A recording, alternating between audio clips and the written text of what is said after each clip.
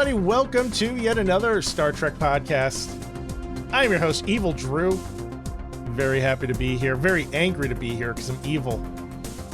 Today, I am joined by two also equally evil people. First up, Evil Brad. Hello there, Drew. How are you doing? So evil. I feel like in this situation, the opposite is needed. You should just shave your entire beard. Oh my god, that would be the most evil thing I could possibly do, because then it would be everybody would just be horrified. I'm also joined by Evil Majeed. What's up? Hey buddy. Hey, I'm certain you're just evil because of the time change. Dude, I'm real cranky. I am real cranky. My allergies are just on fire. I lost an hour of sleep. We all lost an hour of sleep with the time change. On top of that, I'm waking up an hour earlier every day than I was. Not doing well. Aw, buddy. Just not doing well. It's all right. It'll all be over soon. You only have 3 more days until the weekend. Wait, today's Monday. Well, Today's you only Tuesday. have, Oh shit, it's Tuesday. Okay, never mind. You have 3 more days. I was correct. You only have about 8 more months until daylight savings time ends. So Well, they just signed a law where daylight savings time is permanent now, apparently. Wait, it's official? I guess the Congress passed it unanimously or something. I don't know if it's if there's any other steps. Senate approves a bill to make daylight savings time permanent. Oh my freaking god. Yeah, so yeah. These are No, Drew's beginning in tweet, 2023. it reached every. Are you for real? Are you for real? You're stuck. God damn it! Well, no. It's a good thing. It's a good thing because we get an hour back in the fall. Oh God, evil Brad. Every time I try to understand this, I get confused, and my wife makes fun of me. She should. Fall. It's simple. Fall back, spring ahead. Yeah, but which one? Yeah, but you fall back and you lose sleep. You fall back and you gain sleep. You gain an hour. So you get an extra hour. Yeah. So when I don't 2 understand, o'clock hits, I don't understand how you gain and lose at the same time. when 2 o'clock hits. You lose sunlight. You gain an hour. You lose sunlight. You gain an hour. Gain an hour of what? In this. Oh, you know what? Let's move on. No, hang on. When 2 o'clock hits, listen. We're gonna end this right now. When 2 o'clock hits in the fall, 2 a.m. and daylight saving time ends, that means that you've time traveled. It is again 2 o'clock. Wait, it's 1 o'clock. Damn it. Let's move on. I can't. Oh, shit. We're gonna spend way too much time on this. Oh my god. Just before we started recording, Paramount released a image of a new person cast as Captain James T. Kirk, who will be appearing in season 2 of Strange New Worlds. Did you guys Wait, did you see season this? 2? Yes, because season 1 hasn't even come out yet. Yeah, so we need spoilers for season 2 already. Yeah, that makes sense. That makes me upset. I'm oh my god, I was expecting season 1. So I'm all for there being all kinds of new Star Trek stuff out there. I enjoy most of it, but I'm really starting to get this feeling that the producers and writers are writing fan fiction. Yeah, I kind of get that feeling too. I mean, it's kind of like what's happening with Marvel, with Star Trek or Star Wars. You leave Star Wars out of this. There's an oversaturation at this point. There's so much medium to consume that it's just getting to a point where it's becoming overwhelming.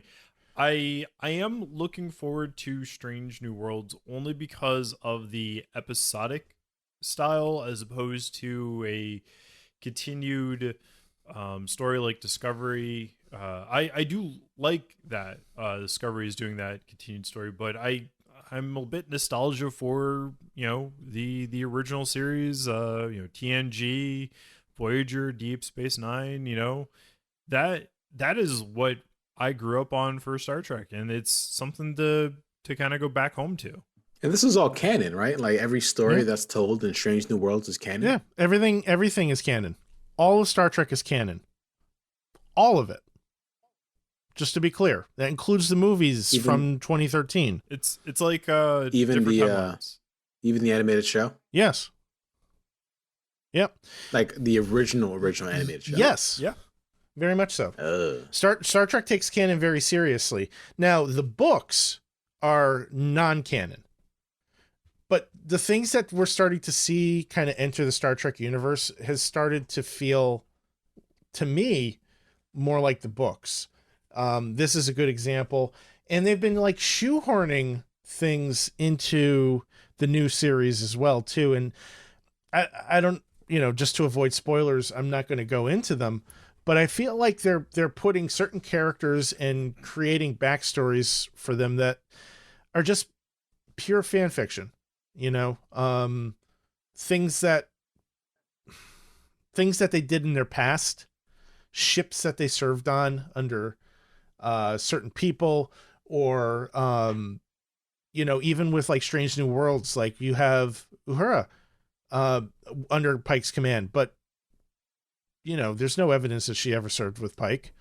Or there's a character that's supposedly related to Khan Noonien Singh, which we haven't seen in this show yet. We will later on this season, I believe. But I don't know, man. Like, I just feel like they're trying too hard to be clever. It's getting a little bit too out there. Yeah. In that sense. I can understand that. I remember thinking about how they have so much history in Star Trek that they talk about things, and they say, oh, this happened, this star date, but they don't actually show it. They do it in the shows. It's very often. And one of the things I've always was hoping they would come up with is some sort of episodic style series that showed those things, like mini movies. We would always hear about wars between Klingons. It was like, why don't they just do like a mini episodic movie about that? And then they could do something different about maybe the origin of the Borg or something. So, things that are a little bit, they talk about, but they never actually show. The origin of the Borg, correct me if I'm wrong, Drew, you will know. It was due to a bad firmware upgrade, right? Windows 12. Right. Yeah. Right. Windows 12 went rogue. It didn't update properly, and the Borg was created. You heard it here first. Exclusive. If it's true, you know who to thank. Right. Let's timestamp this. Yeah. Mark for edit. Don't take this away from me, Drew. We could be rich. I after I got back from the gym on Saturday and I had some time to kill, I watched Picard. Oh, yeah. Talk about that. Yeah. So I was tired. Let's just start there. I was tired. Mm-hmm. And I may have nodded off a bit. So here's what happened. I nodded off while they were talking, Picard and a character. And when I woke up, they were still talking. And I'm like, oh wow, all right, cool. I just missed 5 minutes. I checked the time mark, and it was damn near half the episode was over. Do they do anything else but talk in this show? Clarification: this is episode 1 of season 1, right? Episode 1, season 1. Oh my god, they talk. And you've never seen TNG, right? No, I've seen other things that Patrick Stewart has been in, not not TNG. X-Men does not count. Yeah. American Dad does though, right? No. What about Dune does not count either. Nothing. He was in Dune? Yeah. The original Dune movie, yes. No, I didn't see that either. I heard it was garbage. What else does count then? Does his voiceover work in Ted count? No. None of that's canon. It's not Star Trek. All right, I'll get back to you. Stop pondering. I can see you just like, You might as well just be stroking your chin. I can't because I'm gonna knock over the microphone again. Oh goodness. I don't know if I'll be watching any more episodes of Picard, man. It was You should rough. probably hold off on watching that until you get to watch TNG at the very least. I will say, like, see that, like, that's a daunting thing, right? Let's be completely honest, Brad. That's a daunting ask because we're sitting here and going through 70 something episodes of the original series. Huh? And then Wait, 70? So yeah. He looks like he just like realized. Did I know this? Did I know this going in? I said it. Whether you read it or not is another story. But wait, if you, So yes, that's you know like what? we have. It's all right. We have like what 64 episodes left to go. something like Yeah, that. so we're basically halfway there. No, no, not even a little. So Drew, I get what you're saying. Where it's like how would you ever catch up to that? But my thinking is, in my opinion, is if you really want to care about Picard, the show, you probably need that only because if you try watching Picard by itself, it is garbage, in my opinion. Well, I mean, even though I've watched every episode of The Next Generation multiple times, I'm still kind of low on the show myself. Yeah, I think that was the only reason why I finished is because I was such a fan of TNG, and then like watching Picard, it was such a struggle to even watch the next episode. Yeah, I will say that so far season 2 is much better. We're only 2 episodes in as of this recording, and I'm enjoying it much more than I enjoyed season 1 so far. So less talking. It's just a more interesting concept. Okay, look, so if talking is a problem, TNG is going to be a rough go for you because there's a lot of talking in that show.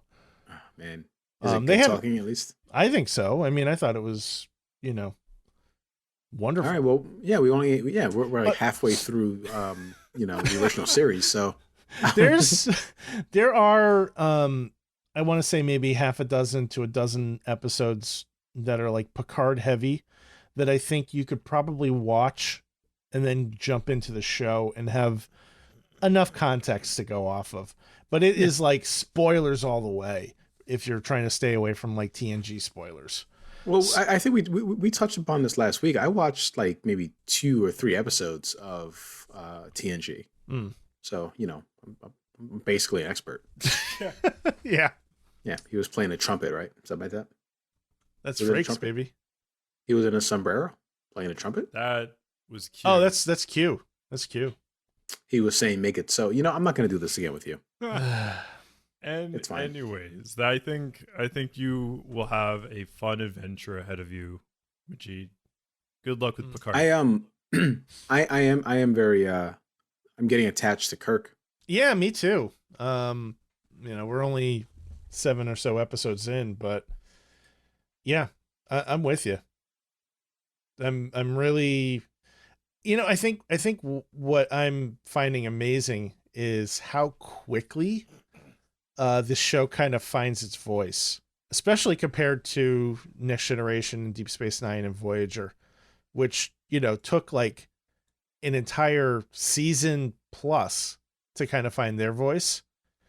I feel like this one, like right from the get-go, it's like, here's Kirk, this is what he's about, and here's Spock, and this is what he's about. Like, we kind of got out of the way. We got the cage out of the way, and then We don't talk about the cage. Where No Man Has Gone Before was a little clunky as well. But all the other episodes, pretty straightforward. It's like, here's the crew, this is who they are, and this is what it is, Well, I guess we'll find out if that trend continues with The Enemy Within.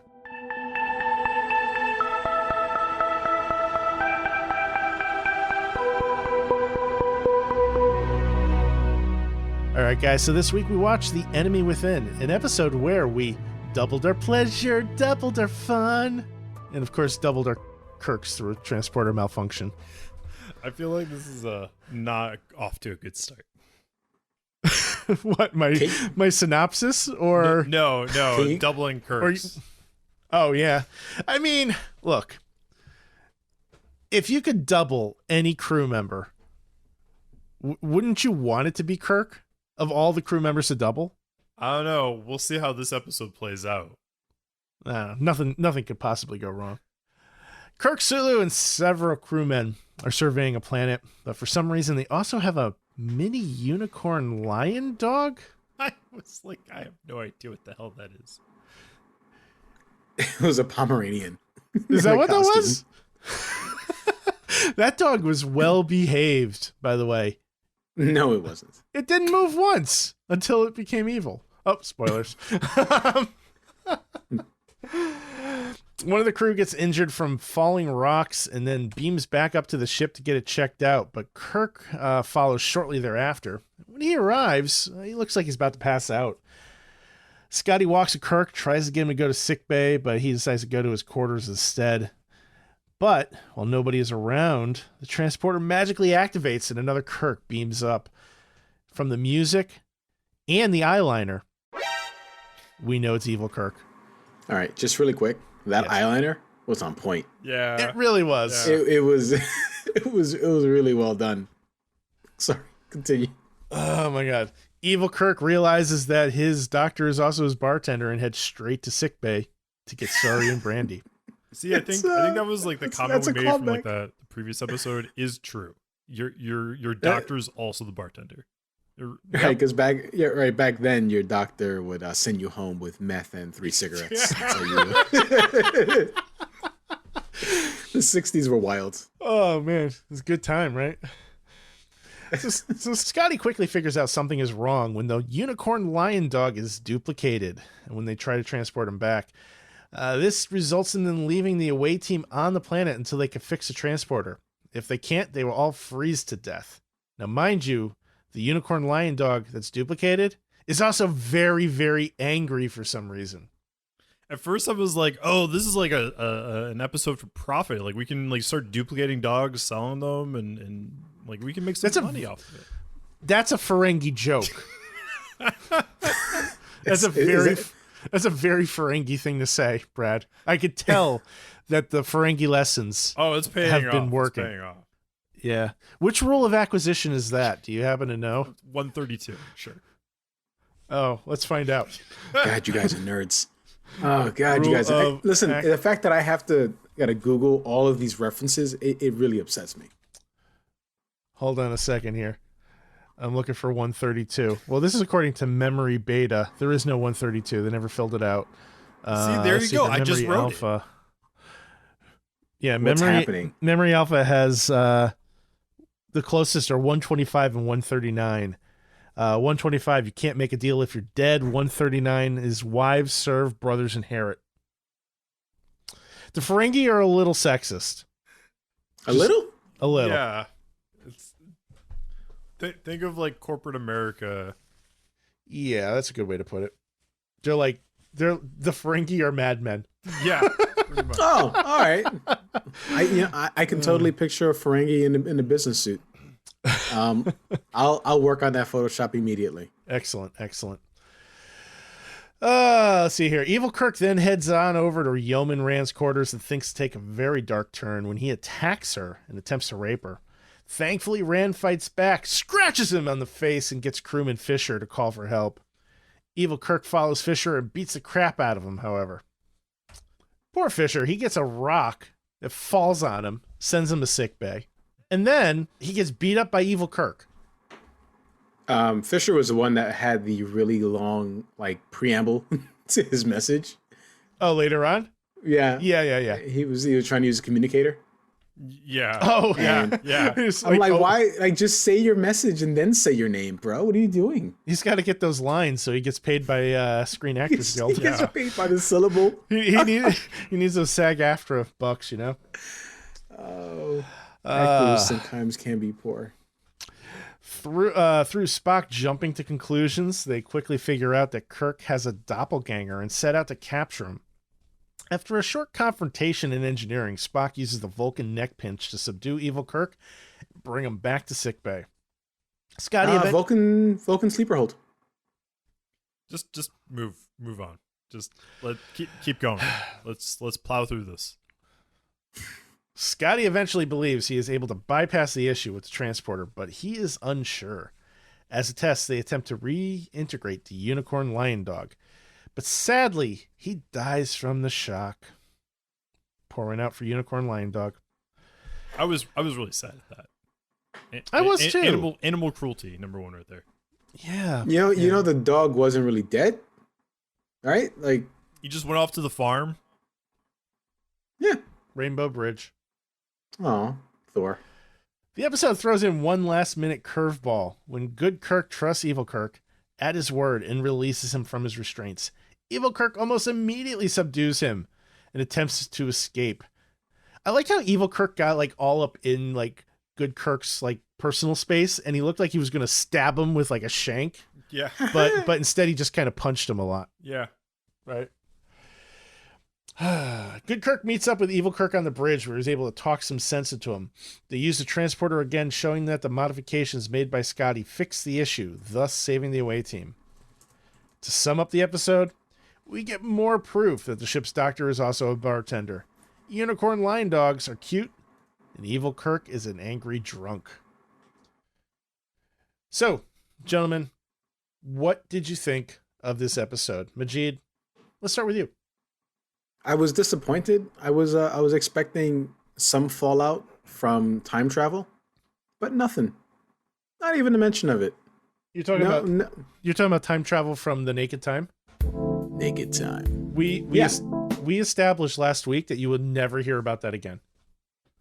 Yeah, and I just want to reiterate, you will never hear about that again. I wonder if, I mean, listen, it probably worked out in different ways. Like, you don't know this. Like, what if that just means that they were able to turn the new episode in 3 days earlier and it aired earlier? No. Do you have any sticky notes? I have a feeling you're looking at a wall full of them right now. I have comic book stuff on my wall. Do you have any sticky notes? I have the sticky notes app. Close enough, open that up. Close enough. Open it up. All right. What do we got? I will never hear about the Naked Time's time travel again. Drew will never hear about the Naked Time again. Not the episode, the time travel. I'm being very specific here. Drew will never hear about Majeed. Naked Travel Time. God damn it. The episode itself Close enough. what was I don't know. I kind of agree with Majeed on that a little bit. It was a bit disappointing. I think the idea of like splitting Kirk, good versus I don't even think it was like good versus evil. It was more of like two different polar opposites of the character. And I think that whole scene of Yeoman Rand really just like took a nosedive for me on that one. Yeah. My wife walked in when that scene was playing out. My daughter was not too far behind. I had to pause it. Really? It was rough. I didn't enjoy that. At the same time, I also, just now kind of thinking about it and before we recorded, they've done now 2 of these episodes back to back where it's inhibitions being stripped and you seeing these the different sides of the characters. I guess it's comparable to when you guys were talking about the God episodes, the God-like powers episodes. I mean, it's, I guess, common trends is all I'm trying to get across. Well, I feel like a lot of the things that they're exploring are fairly common sci-fi tropes for the time. If you look at a lot of the content that was out back then, Twilight Zone, Outer Limits, stuff like that, they were exploring these same themes in different ways, and perhaps in some cases they were more cerebral or less raunchy.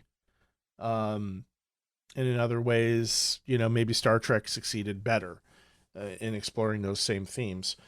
But the thing is that I've found is that Star Trek always tries to kind of push the envelope a little bit, but not too much. They tend to play it safe within what's socially acceptable for the time, but they do try to make you think at the same time, if that makes sense. Like try to show you another point of view and use that as a means of illustrating at how bad society is, or what we're doing wrong, or what we need to work on as a society. I don't know if they succeeded with this particular episode. I wouldn't think they did. Yeah. Also, Gene Roddenberry has a reputation for being a bit of a horn dog, so. No, you don't say. Yeah. Yeah, it was kind of bad. I did love that Rand was able to, defend herself successfully. But then, like, later on, when good Kirk is trying to prove to her that, it wasn't him, like, you start to see her, like, start to second guess herself and question herself. And it's hard not to think about all these times when women were assaulted in real life and they've gone through similar things like this. Like, that's a tough pill to swallow. Yeah, I don't have the vocabulary and knowledge to be able to defend one way or the other. Yeah. In things like that. But there was definitely that sort of hesitance from Rand. Like, oh yeah, no, totally. I'll let you explain this to me in my quarters. The scene of the crime that just happened 3 hours ago. Right. Were you referring to, like, when evil Kirk was trying to get her to, like, let her, like, bring her back to her quarters and talk again? Mm-hmm. That's what I'm referring to. Yeah, That's what I'm referring like to. that really bothered me. Like, the whole idea. And I mean, the actress who played Rand did a really good job of showing, like, true terror. At least that's the kind of reaction, like, I saw. And to me, that was very, very impactful. And it made me very feel for the character, and it kind of made me think less of Kirk in a way. I mean, I know it's like the stupid of splitting of the opposites, but in my mind, like, that means somewhere in him something like that kind of exists, and that just gives me distaste for the character a bit. The way that they were able to defend themselves in that a little bit was saying that the evil double, was an animal. And it was just the animalistic nature. So if you just talk about base animalistic nature, that could, be a part of it. That kind of, need to, I don't know. I don't want to say bury your bone. I don't know how else to finish the sentence. I'm sorry. I think though, a point that we all can agree on is that there is a level of thinking that is involved with our reaction to this. It's not an episode where we just kind of forget and it's over. We move on, have a few laughs or have a few cries. It's more of like, it's generating discussion among us and making us think about not necessarily the captain, but the victim, like thinking of Rand, right, and talking about her reactions and her experience. Yeah. Does this do they ever in this show ever get together? Kirk and Rand? No, I don't think so. Not to my knowledge. No. And and Brad's gonna kick me for this next question. And I'm sorry, Brad. You can give me a demerit. But is Rand in the J.J. Abrams universe? I don't believe they. No. I don't believe they did. No. But Rand makes a few appearances in the movies. She don't put too much stock in her character. I know you've seen an awful lot of her, but she has a fairly small role in the show overall. Yeah, I believe she's just a reoccurring guest star. Yeah, I mean, if I remember correctly, she's only in about 8 or so episodes of the original series, which is a pretty small number. But she does have appearances in the movies as well. Small roles, more or less a cameo, I would say. So like her appearance does have some weight to it because she's somewhat of a recurring character, but you're not going to see her. Like, I know we've seen her in like half of the episodes that we've seen so far, right? I think it's probably. I think she's only in 8 episodes of the original series. Oh, so just about half. Oh, yes. Keep saying that, man. Keep saying that. She is in 4 of the movies and is in an episode of Voyager. Which one was Voyager again? She in the one with Tuvok? Yeah, it was flashback. And Sulu? Yeah, I know it's exactly that episode. The rapper? Yes. Tuvok, the rapper. Rest in peace, Tuvok. Poor went out for logic.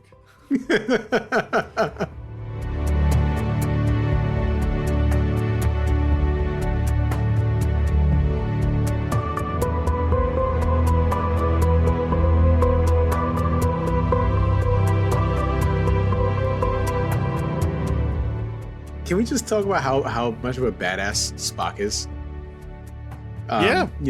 Two weeks in a row, he just pulls out the Vulcan sleeper hold and just like dispatches the enemy, like just with ease. Well, the other thing is he's willing to make a difficult decision. Like Kirk is kind of waffling on what to do with the crew, and Spock like lays down the law. He's like, we're not beaming them up until we know what's going on, and like you need to come to terms with that, and you need to tell them. And then when they're trying to make a decision on whether or not to run the test on the unicorn lion dog, Spock is like, well, it's just an animal, Jim. And the three of us, we're animal lovers, so like that's kind of rough. But at the same time, science does experiment on animals. So that's how I got this awesome perfume. Unicorn lion dog for men.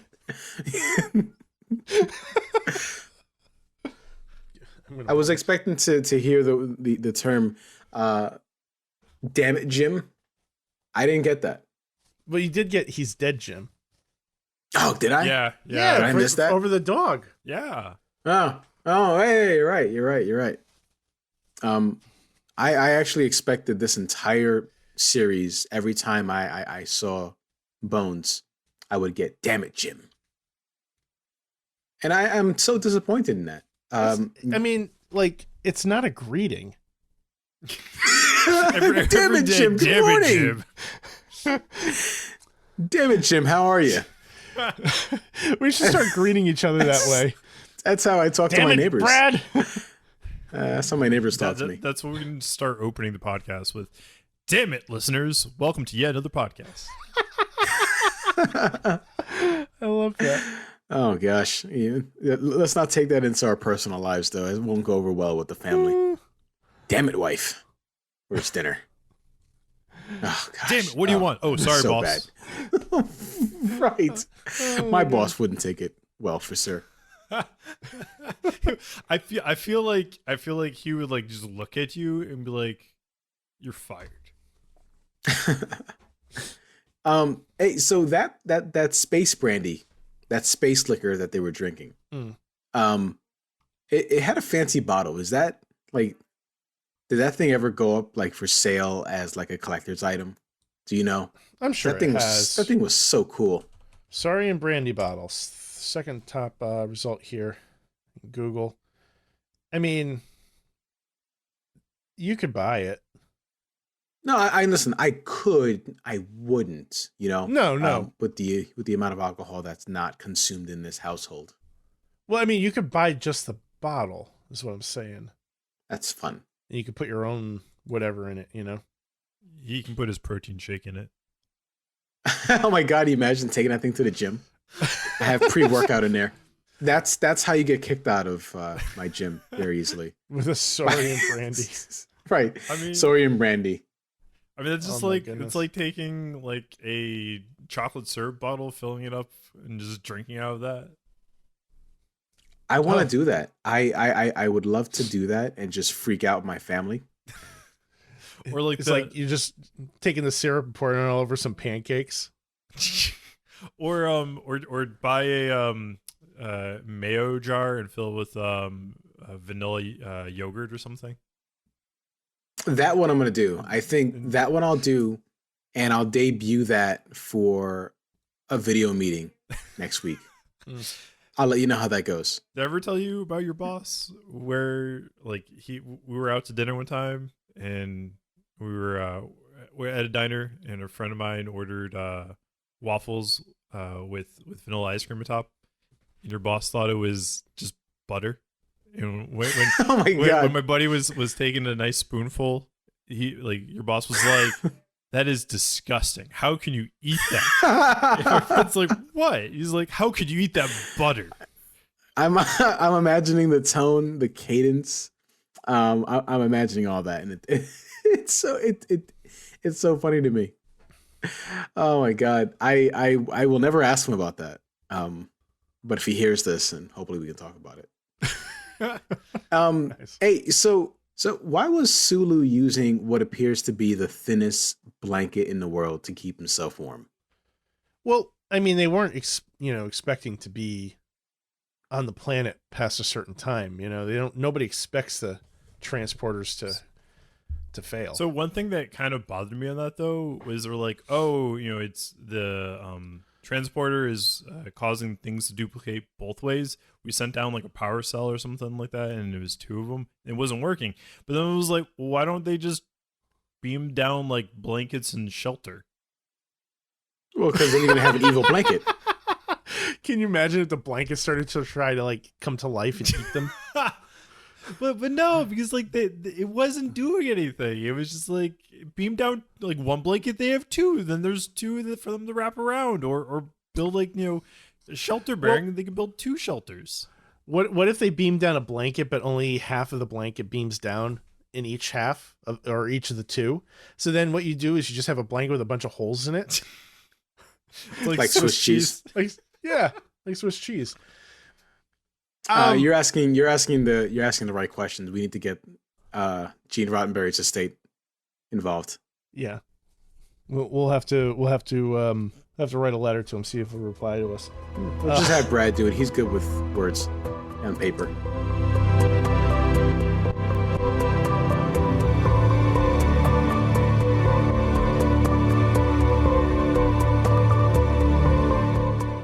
This was the first episode that I believe we've seen the stereotypical Kirk overacting. Now, Majeed, I remember early on you were asking about that. Now you've seen it. How do you feel? It was everything I hoped for. It was great. You know what I got? I got Nightman. I got that level of overacting. I got him screaming at the top of his lungs. I got him getting into a fight with himself. And it was everything I hoped for. It was everything I could have wanted. Now, I did have a question about this. Mm-hmm. Because there were two Kirks, did William Shatner get two paychecks for this episode? I'm going to say no. I'm pretty sure the answer is no. Yeah. Yeah. I did like the eyeshadow. I felt like that was like that really emphasized his evilness every time we saw him. Yeah. He was going for gasps as a reaction. This show leans pretty heavily on makeup and lighting to create evil and good. And then there's like the dreamy shot, like I like to call it, where it's like they have like a close up of a person and it's all like kind of a little bit blurry in a sense, where it looks like it's dreamy kind of thing. Yeah. I think they put Vaseline on the lens, right? Back then. That was one way, yeah. That's Yeah, it's just kind of cool to see like all these classic like camera tricks being used this way, you know? Yeah. Speaking of tricks, the transporter, it looked like an iPad. And maybe it was just the angle or Like the the part that I transporter saw. pad, or You're talking The about the transporter controls? pad, yeah. Sorry, the transporter pad controls look like an iPad. Okay. I'm pretty sure that was just like a light box. I get it, but that's so cool to me. Wait, well, I mean, you're gonna see the iPad in next generation, like legit. Because Really? that's where that came from, like the inspiration. So The only thing that they didn't foresee happening was that all of your documents would be on one iPad. So they actually even called it a pad, PADD, in next gen. But every document had its own pad, so you still had stacks of pads, like you would have stacks of notes. Majeed, one of the things that you'll notice through the Star Trek series is that things that we are used to having will be referenced to of sorts in Star Trek. Yeah. Right, like the replicator, Yeah, the food replicator. Like a lot Oh, of you have a food replicator, nice. well, I think It's I'm still on a wait Amazon. list. well, like I'm a- still It's on a wait Amazon. I'm list. talking about like 3D printers more so. Sure, that too.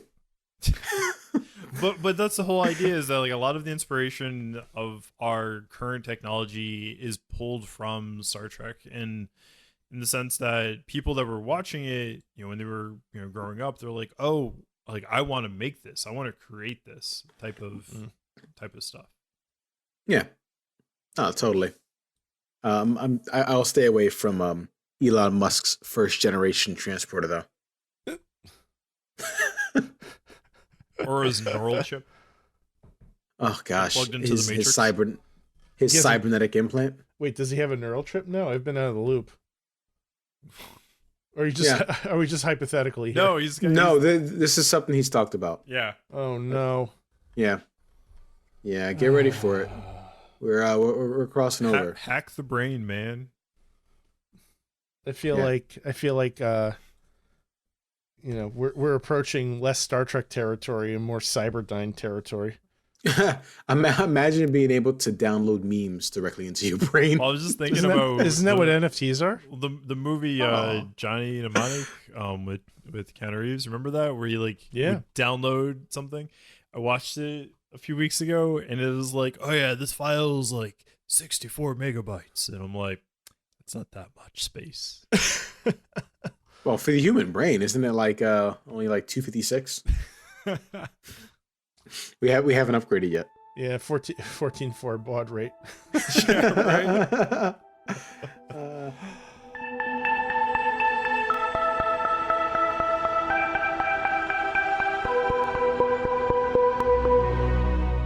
All right, guys. So I think we've covered like pretty much all the important beats here.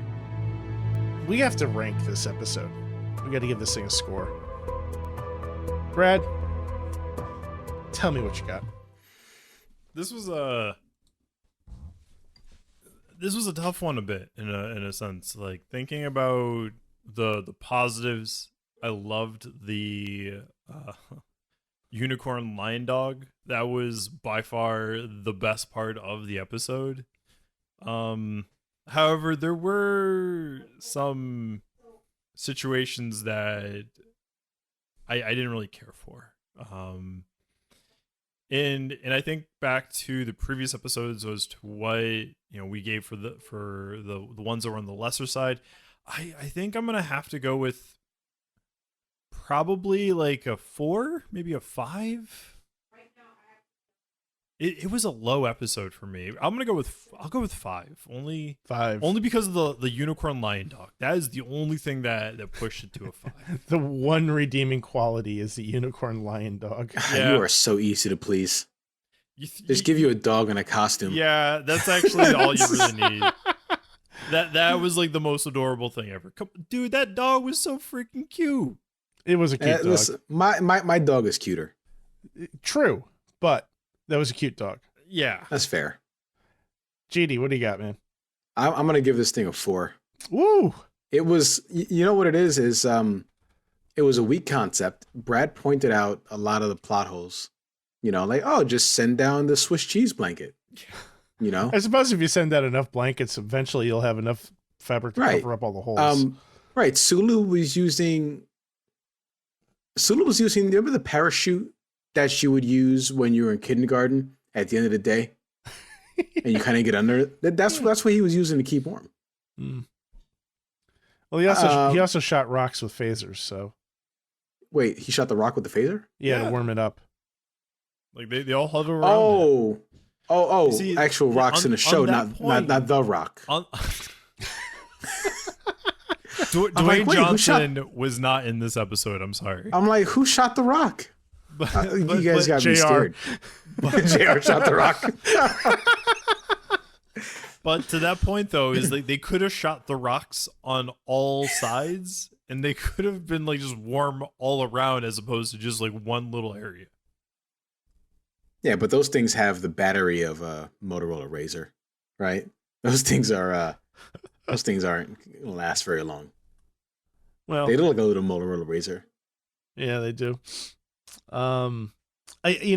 Just real quick, you scored this lower than the cage.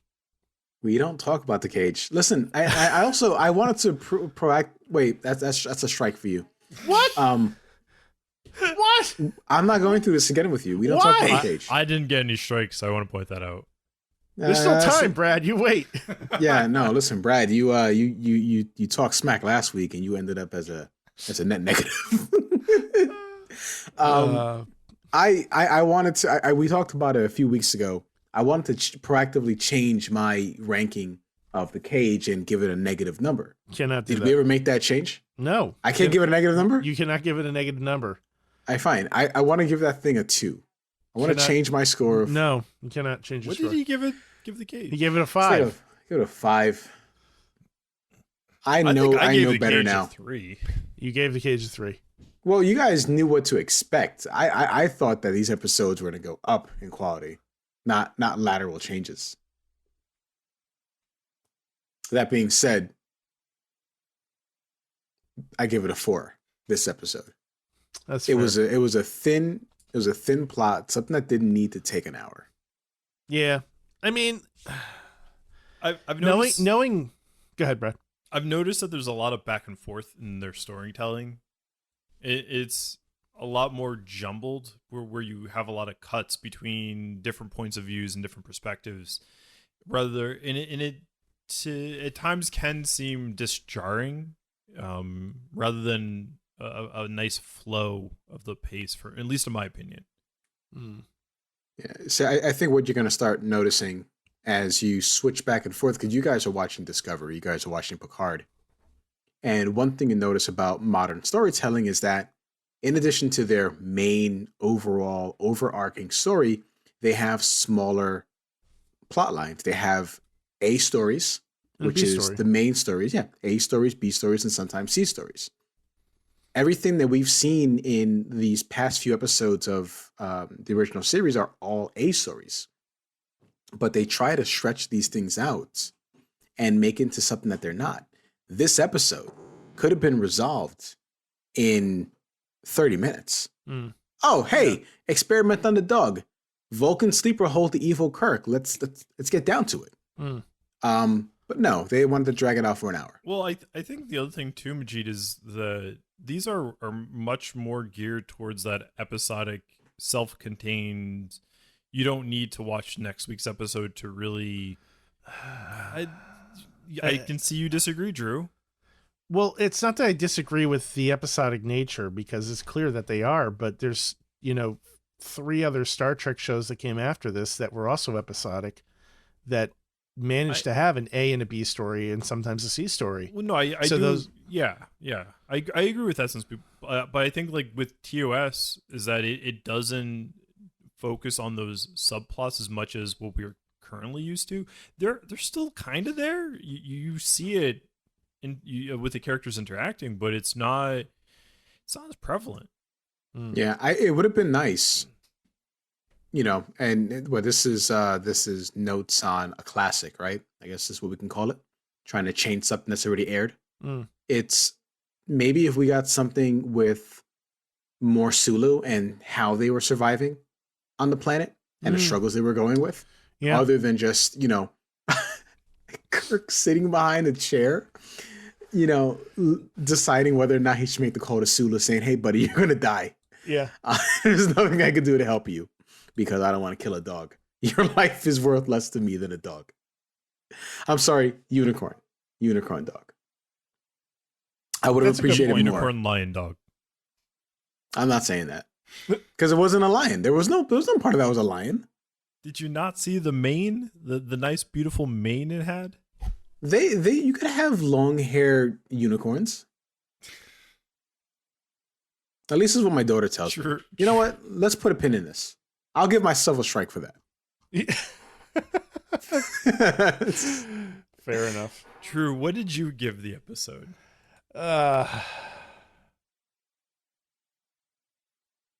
Yeah, it's gonna be low. I'm thinking like a 4 as well, honestly. I was looking forward to seeing Evil Kirk. And I think what I ultimately walked away from is just being disappointed that it wasn't alternate universe Kirk or mirror universe Kirk. You know what I mean? We get one of those soon, right? I'm not sure if we get it in the first season. I think it's like season 3. They have. Okay. Yeah. So we're halfway there.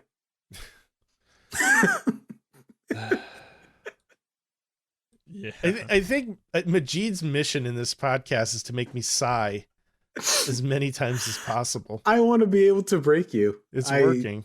I'm right. broken. I want to. Already broken. I can tell. I want to be your Ivan Drago. I want to break you. Instead, you're getting you're my Zap Brannigan and I'm your Kif.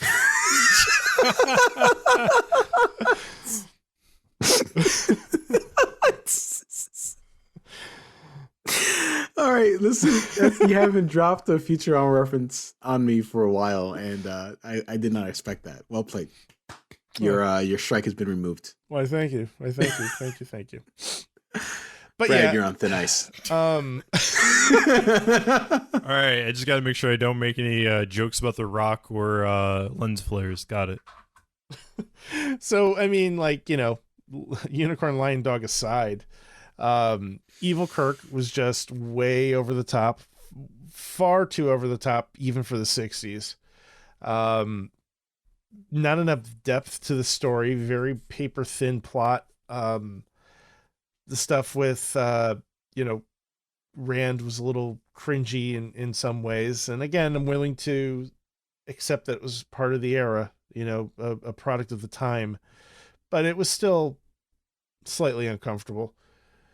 So all of that puts me at a 4. I think if I were channel surfing and this episode was on, I would probably skip it. Yeah, I think I agree with you on that one. Yeah, I wouldn't give this a second watch. Yeah, neither would I. But next week we have, I'm trying to remember this episode. I don't know if I've seen this. We've seen the character on Discovery. We're watching Mudd's Women.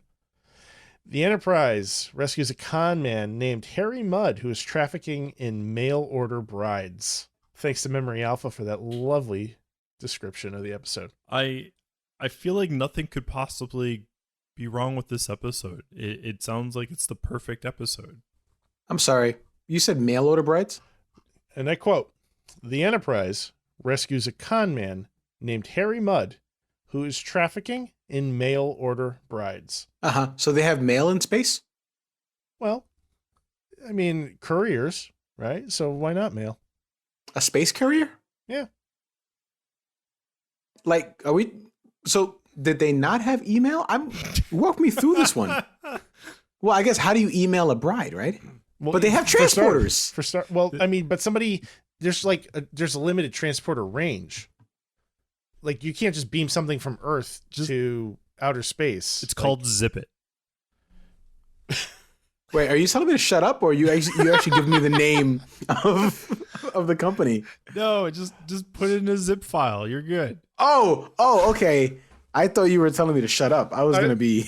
I was Can I ready. just I go had back to that answer then? Can I just say zip it as in you need to shut up? That's there you go. The ice just broke and you got yourself a demerit. I'll give that to a zip it Win. courier. Win. I think that's a win. God, you're gonna be like the other guy we used to work with that used to like thrive on demerits. So we'll have to wait until next week to see what space mail really is.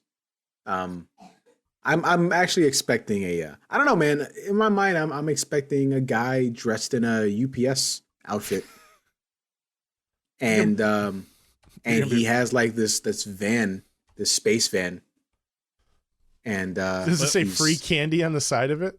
See, like this is making me like picture like a Winnebago, and like from Spaceballs.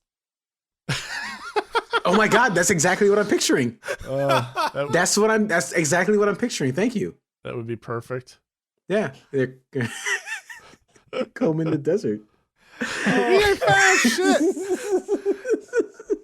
Well, on that, folks. That note, folks, you've been listening to yet another Spaceballs podcast. May the Schwartz be with you. No lie, if there isn't one, we should totally do that. A Spaceballs podcast? Yeah, well, there'll be a like a little mini episode. That could be a bonus episode. we could probably squeeze out 20 or 30 episodes on just talking about Spaceballs. we could do an in-depth analysis of each scene. I'm okay with that. Mystery Science Theater style. Oh, totally. Yeah. Oh, I love that movie. We were making Spaceball jokes at work today. It was great. All right, folks. Well, join us next week for Mud's Women. But in the meantime, I want to thank everybody for listening to yet another Star Trek podcast. See ya. Later. Bye.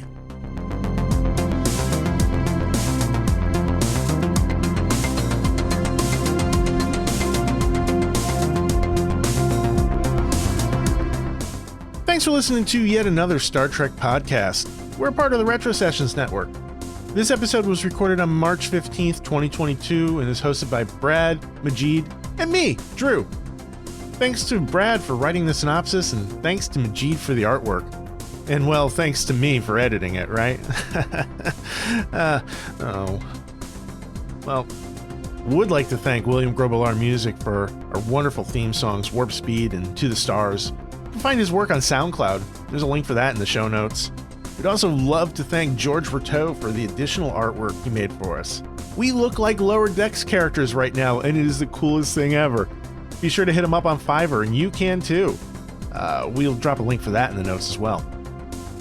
We'd love to hear from you, so hit us up on TikTok, Instagram, or Twitter at yetanotherstpod, or shoot us an email, yetanotherstpod@gmail.com. We've also got a Discord room, so come by and chat with us and say hello, and let's talk about Star Trek together. Next week, we'll be watching Mud's Women. You can watch along with us on Paramount Plus or anywhere you get your Star Trek programming, and please let us know what you think of the episode. Do you have an evil doppelganger? Let us know with a 5-star review on Apple Podcasts, Spotify, or wherever you get your podcasts. Plus, your review helps support the show for free. Thanks again. We'll see you next week.